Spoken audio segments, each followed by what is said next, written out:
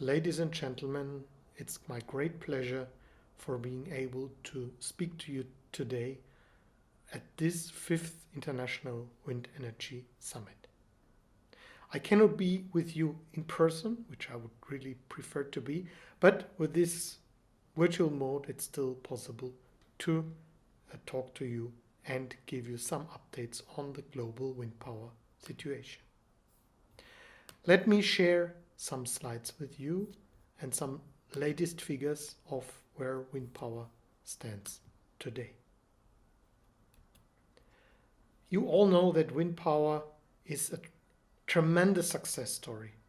In less than 40 years, we've reached now a global power share of around 7%, with end of 2020 more than 700,000 of installed megawatt around the world.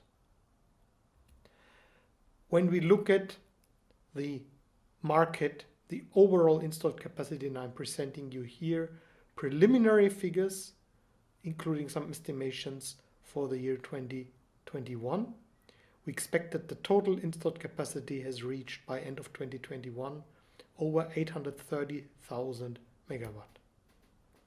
The market size in 2021 was similar to 2020. This is what we already know. So when we look at the countries, these are the top 10 markets. China is still an estimation, but our colleagues have told us that it will be in a similar range like 2020 of around 50,000 megawatt. But you see many countries have really installed a lot. The United States, number 3 last year, Brazil, the United Kingdom, also Sweden. So in total, a added capacity of more than 90,000 megawatt. Renewable energy, and wind energy is part of that, is in general successful and is dominating the investment in new power generation capacity. I think this is very important, in particular in these days where we talk about dependencies from fossil and nuclear resources from other countries, imported fuels. You see that now for around a decade, the investment in renewable energy exceeded the investment in non-renewables, including nuclear, gas, coal, and some oil. What you see here is statistics related to, that was finally 2018, that renewable energy in the power sector has already a quite substantial share. We still have a lot of work to do in transportation, where the share is low.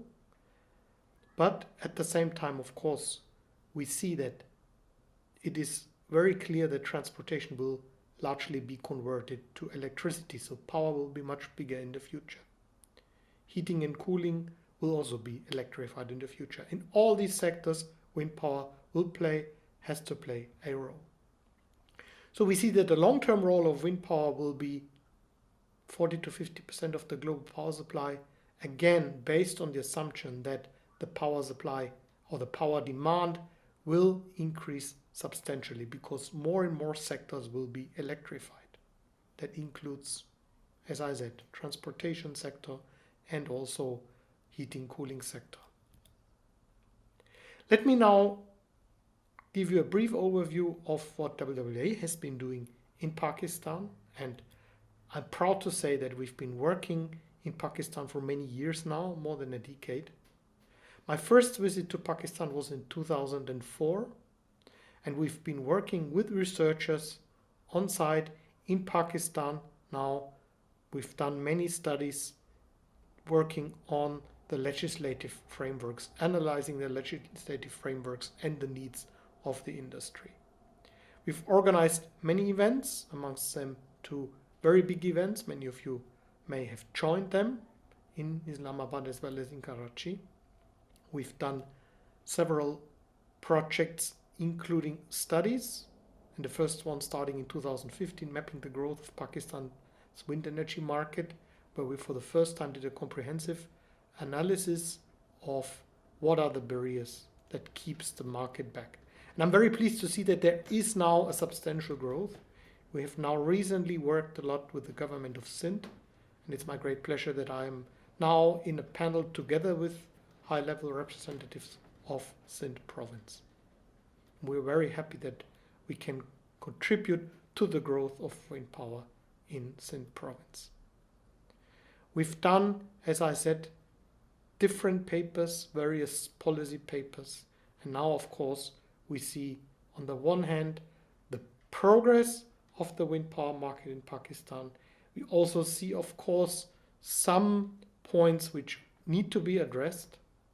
Let me mention that there is some confusion about the targets for renewable energy, and we've certainly highly welcomed an ambitious, a high target for renewable energy, including sun and wind. And we hope that the originally set target will be kept, and we're confident that that can be achieved. We also are aware, of course, of the discussion of changing the framework from the feed-in tariff to auctions. Although, let me underline that Pakistan is an amazing success story, bringing down the cost with the feed-in tariff system. So if you go for the auctions, which I would say the world might soon see another trend, but please make it inclusive. You have a strong sector of small, medium-sized also companies which are important players in this sector, which are domestic companies, and please, they must be able to still play a role. I can tell you that from my home country, Germany, there is now not only a discussion but steps taken to exempt certain type of small, medium-sized players from auctions and go back to something like a feed-in tariff. With this, let me look into the future. I think again, these times of where we have really terrible situation in some parts of the world, this underlines that there is only one way to go for mankind. This is for renewables, renewable energies, which are renewables are energies for peace, for independence. Altogether, we need to harvest, and we will harvest them, and they are more than sufficient to satisfy our energy demand. Let me inform you, and be very happy to meet many of you there, that we will have our World Wind Energy Conference this year in Rimini in Italy, and we've just amended the title, Collaborating for a Renewable Future in Peace. With this, I thank you very much for your attention, and I wish you a fruitful event and fruitful discussions. Thank you very much.